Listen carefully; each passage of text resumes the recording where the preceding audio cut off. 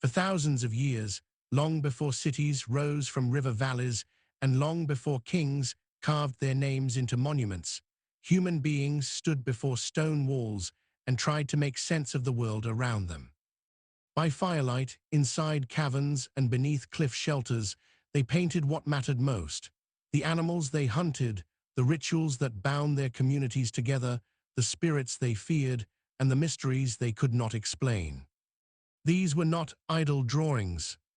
To ancient people, rock art was memory, ceremony, warning, and prayer. Yet scattered across the world, from the forests of India to the sandstone escarpments of Australia, from the deserts of North Africa to the mountain valleys of Europe, there are images that continue to unsettle modern observers. They appear strangely detached from the ordinary world of prehistoric life. Figures emerge with swollen heads, narrow bodies, exaggerated eyes, radiating halos or helmet-like faces. Beside them are shapes that seem to hover, glide, or descend from above. To some, these are sacred symbols. To others, they are the earliest whispers of an even more startling possibility: that ancient humans may have believed they encountered visitors from the sky. Deep in the forests of Chhattisgarh, India, hidden among weathered rock shelters and ancient tribal lands, lie the Charama Caves, a place where stone still carries the voice of a distant age. The paintings found have often been described as thousands of years old, belonging to a time before written language, before organized kingdoms, and before the rise of India's earliest urban civilizations. Their creators lived in a world of forests, rivers, seasonal migrations, and oral traditions, where every unusual event could become legend and every legend could become sacred history.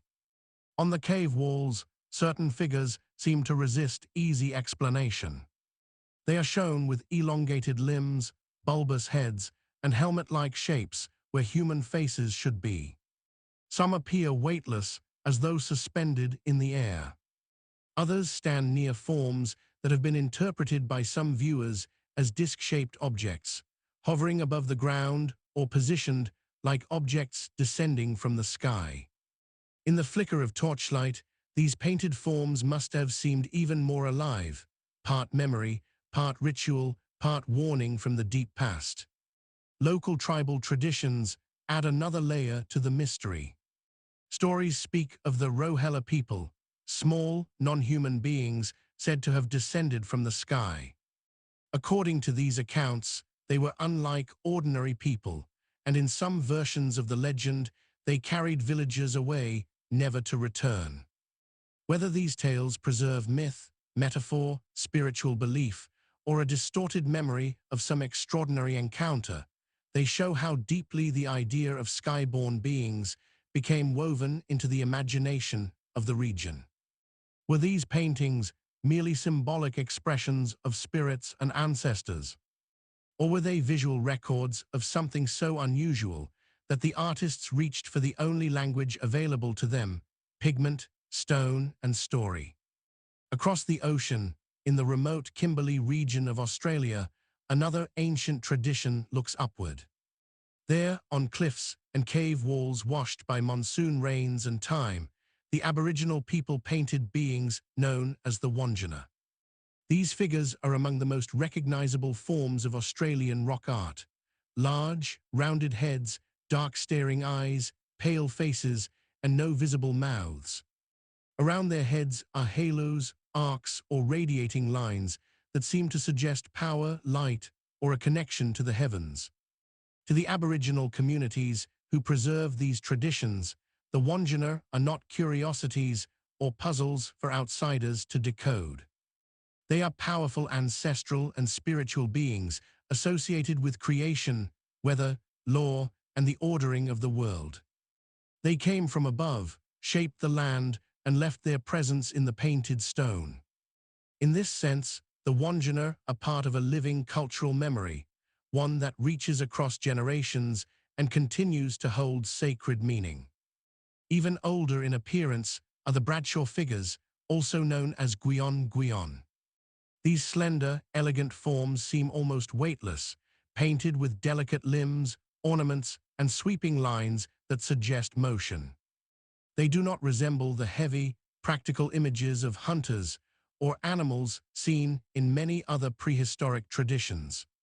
Instead, they appear to dance, float, and move through space with an uncanny grace, as if the artists were depicting beings from a realm beyond ordinary human experience. Some researchers view these paintings as portrayals of ancestors, ceremonial figures, or mythic beings central to Aboriginal cosmology. Others, especially those drawn to alternative histories, see in them something more enigmatic, figures whose posture, proportions, and symbolic surroundings seem to hint at contact with powers that early people could only describe as coming from the sky. The mystery does not end in India or Australia. In the Sahara, where today wind moves across vast fields of stone and sand, the ancient plateau of Tassili Enaja preserves one of the world's great galleries of prehistoric art. Thousands of years ago, this region was not the barren desert we know today. It was greener, richer, and alive with people, animals, and water. On its rock walls, prehistoric artists painted hunters, cattle, processions, and ceremonies, but also strange towering figures with rounded heads, helmet-like forms, and tube-like attachments. In Europe, the Val Camonica rock carvings of northern Italy offer another chapter in this global pattern. Etched into stone over many centuries, these images include warriors, animals, symbols, and human figures. Among them are humanoid shapes with radiating helmets or circular headgear, sometimes standing beside objects that resemble tools, weapons, or ritual devices. Archaeologists generally interpret them within the context of ceremony, status, and prehistoric belief, yet their visual similarity to modern images of suited or helmeted beings continues to fuel speculation. These images span continents, climates, and cultures separated by immense distances. They were created by people who did not share a written language, a political system, or a single religious tradition. Yet the echoes are difficult to ignore. Large heads, dark eyes, radiant forms, floating figures, disc-like shapes, and beings whose bodies seem unlike those of ordinary humans. The question is not simply whether these images depict aliens. The deeper question is why so many ancient cultures chose to represent power, divinity, or mystery in forms that appear so strikingly similar to the modern imagination of otherworldly visitors. Were these paintings symbolic, religious, shamanic? Were they born from dreams, trance states, initiation rites, or encounters with forces in nature that ancient people experienced as living presences? Or do they preserve, in a language older than writing, memories of events that were never fully understood? Mainstream archaeologists urge caution. They argue that prehistoric art must be understood through culture, ritual, environment, and belief, not through modern assumptions. A round head may represent a mask. A halo may symbolize spiritual force. A floating figure may be a shaman in trance, a deity, an ancestor, or a mythic being moving between worlds. What looks technological to us may have meant something entirely different to the people who painted it. But the alternative view persists because the images are powerful. They awaken the possibility that ancient people may have seen something extraordinary in the sky, lights, shapes, celestial events, or perhaps phenomena we still do not understand. If they did, they would not have described them with scientific language. They would have painted them as beings, spirits, discs, masks, and gods. Or perhaps these works reveal something even more profound, not evidence of visitors from another world, but evidence of the human mind itself, its hunger for meaning, its fear of the unknown, and its instinct to turn mystery into image.